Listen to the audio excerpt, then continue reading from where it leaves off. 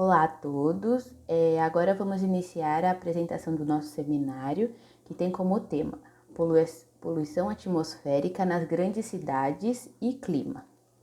Bom, para iniciar o nosso tema, a gente tem que pensar um pouco sobre antigamente, que antes a preocupação, o que mais se pensava era sobre a falta de água potável e de alimentos. Mas já em relação com a falta do ar, eles não se preocupavam, já que eles julgavam disponível para todo mundo, né? Mas com o crescimento populacional urbano e industrial e o lado da escassez de leis que protegem o meio ambiente e dos recursos financeiros, acarretou uma poluição e uma degradação do ambiente urbano. Então, atualmente, a qualidade do ar é considerada como uma das piores preocupações, uma das maiores preocupações no âmbito da saúde e do meio ambiente. E uma das preocupações também é a verticalização das metrópoles. Por quê? Porque com a construção dos edifícios cada vez mais altos e de uma forma desorganizada, a pavimentação das ruas, das avenidas, que limita as áreas verdes dentro das cidades, aumenta os problemas relacionados à poluição do ar. Então, aqui agora eu vou apresentar algumas das principais consequências. Então, uma das principais consequências é o aumento da superfície de absorção de calor e da superfície impermeabilizada, ou seja, a presença de asfaltos e calçadas e pouca área verde, né? A redução da umidade relativa do ar, da evaporação e da transpiração da água, já que existe a pouca presença de áreas verdes, o aquecimento do ambiente, né? E agora a gente vai falar sobre as causas da poluição atmosférica nas grandes cidades. Então, são três. A concentração do tráfego de veículos num espaço cada vez menor. Então, existe a presença de muitos veículos num tamanho constante, né? E devido à intensidade da atividade econômica da população urbana e à ausência de um planejamento eficiente das cidades, né? Já que as cidades vão crescendo de forma desorganizada. O alto consumo de gasolina e essa ausência de equipamento para reduzir essas emissões poluentes que vão para o ar, e também a ocupação de áreas industriais ou trechos de vias intensas da circulação próximas às residências ou locais de trabalho metropolitano. Então, expondo a população diariamente à emissão desses poluentes pelos veículos, tanto pessoais, públicos quanto industriais. Olá, pessoal! Eu vou falar para vocês sobre os poluentes atmosféricos. Os poluentes atmosféricos são gases e partículas sólidas resultantes das atividades humanas e de fenômenos naturais dispersos no ar atmosférico. São eles: os gases e partículas expelidos por veículos, indústrias e também os gases de degradação da matéria orgânica, vulcanismos e entre outros fatores. Os poluentes atmosféricos, eles podem ter duas classificações: primários ou secundários. Os poluentes primários são os contaminantes diretamente emitidos pelas fontes para o ambiente, como os gases de automóveis, monóxido de carbono, fuligem, óxido de nitrogênio, óxido de enxofre, hidrocarbonetos e aldeídos, e entre outros. Já os poluentes atmosféricos secundários são os resultados de reações dos poluentes primários com substâncias presentes na camada baixa da atmosfera e frações da radiação solar. Um exemplo desses poluentes secundários seria a decomposição de óxidos de nitrogênio pela radiação ultravioleta natural do Sol, na formação de ozônio e nitratos de perioxiacetila. A ocorrência desses poluentes atmosféricos nas metrópoles tem várias causas. Uma dessas causas é a concentração de tráfego de veículos em um espaço muito limitado, devido à atividade econômica intensa, poluição urbana e falta de planejamento eficaz nas cidades. Resumidamente, são muitos carros em um pequeno espaço. Outro fator seria o alto consumo de gasolina. Mais uma causa dos poluentes atmosféricos seria a ocupação de áreas de produção industrial ou vias intensas de circulação próximas a residências ou locais de trabalho dos metropolitanos, expondo a população diariamente à emissão desses poluentes, que é extremamente prejudicial para a saúde, ainda mais com essa exposição contínua durante todo o tempo que as pessoas trabalham ou que moram em lugares com alta circulação de veículos. Bom, agora eu vou falar então sobre os efeitos dos poluentes no clima, começando aí com o ozônio. As mudanças climáticas podem impactar a qualidade do ar e vice-versa. E o aquecimento da atmosfera associado com essas mudanças tem o potencial de aumentar as concentrações de ozônio ao nível do solo. E essa geração de ozônio vai influenciar esses fatores também. O ozônio, então, é uma molécula que compõe a camada de ozônio na estratosfera dos polos e é muito importante para a absorção de luz ultravioleta que vem do Sol. Nessa camada da atmosfera, o ozônio ele não é um poluente, mas é justamente devido às suas propriedades que ele pode vir a se tornar um. O impacto do ozônio no clima, então, consiste principalmente nas mudanças de temperatura.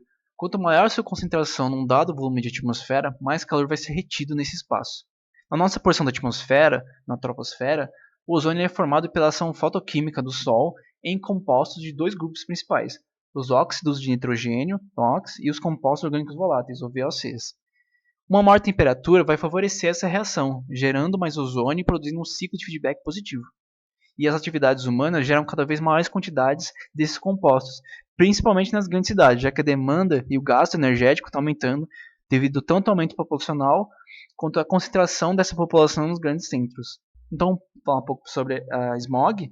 A smog, essa palavra, né, é a junção de smoke, que é fumaça, mais fog, que é névoa. E esse fenômeno consiste tanto em poluentes primários quanto em poluentes secundários e acontece principalmente no verão ou em altas temperaturas nas grandes cidades. Então, os óxidos de nitrogênio e os compostos orgânicos voláteis estão entre os principais poluentes primários da chamada smog fotoquímica, que é um tipo de smog. E o ozônio é o principal poluente secundário da smog fotoquímica. Então, tanto o ozônio quanto os óxidos de nitrogênio, eles são gases do efeito estufa também, juntamente com CO2, metano e os gases fluorados. E além desses gases, os materiais particulados também têm muita influência no clima, e são pequenas partículas ou gotículas de material suspenso no ar. E o mais problemático entre eles é o chamado PM2.5, são partículas de 2,5 micrômetros e de diferentes poluentes, mas em sua maior parte é fuligem ou carbono negro. E essa fuligem tem composição variada, dependendo do combustível utilizado. Por exemplo, pode ser que inclua óxidos de nitrogênio. Essa fuligem é produzida então durante a combustão incompleta de combustíveis fósseis. Isso ocorre, por exemplo, em motores a diesel e é muito comum em centros industriais e cidades no geral. Então a fuligem ela é um subproduto da queima desses combustíveis fósseis. E a fuligem ela tem capacidade de absorver 1 milhão de vezes mais energia do que uma mesma massa de dióxido de carbono e, portanto, apesar de ela ser bem menos abundante do que CO2, ela contribui muito para o aquecimento global, além de causar o fenômeno conhecido como névoa seca. E a fuligem pode conter, como eu disse, óxidos nitrosos, óxido de nitrogênio, desculpa, e também dióxido de enxofre, que vão reagir com o vapor d'água, formando as chuvas ácidas. Isso, por sua vez, pode causar a acidificação de corpos d'água, causando danos aos ecossistemas. Então, em 2015, os gases do efeito estufa apresentaram a seguinte porcentagem de emissão: o CO2 com 76%, seguido pelo metano com 16%, e os óxidos de nitrogênio com 6% e depois os gases fluorados com 2%. Assim como os outros gases do efeito estufa, o CO2 ele emite e absorve a radiação no espectro infravermelho. E a radiação que é refletida pela superfície em sua maior parte consiste nesse espectro infravermelho também. Então o CO2 absorve e emite essa energia, aquecendo a atmosfera próxima à superfície. Então o CO2 é preocupante também pela sua maior abundância relativa aos outros gases do efeito estufa. Isso apesar do fato de que outros gases apresentam maior potencial de reter calor, como por exemplo o metano. E o CO2 também é preocupante devido à sua longevidade na atmosfera. O CO2 ele é o maior contribuidor então para as mudanças climáticas provenientes de uma fonte humana. Para a gente comparar, o metano ele deixa a atmosfera depois de uma década. Os óxidos de nitrogênio deixam em um século. Já o CO2, uma vez que ele é emitido, ele pode levar de centenas a milhares de anos, podendo levar até 10 mil anos para deixar completamente a atmosfera. Quando órgãos públicos, como o governo federal, estadual e municipal, reconhecem os impactos negativos causados pela poluição atmosférica, são estabelecidas medidas políticas e planos para evitar e minimizar os problemas causados por ela. No artigo 255 da Constituição Nacional é estabelecido que todos têm o direito ao meio ambiente ecologicamente equilibrado, sendo a responsabilidade do poder público e da coletividade de garanti-lo. Dentre as políticas públicas com o objetivo de controlar a poluição atmosférica nas cidades, nós temos os seguintes exemplos. O artigo 231 do Código Brasileiro de Trânsito, CBT, diz que transitar com o veículo produzindo fumaça, gases ou partículas em níveis superiores aos fixados pelo CONTRAN constitui infração grave, passível de multa e retenção do veículo para regularização.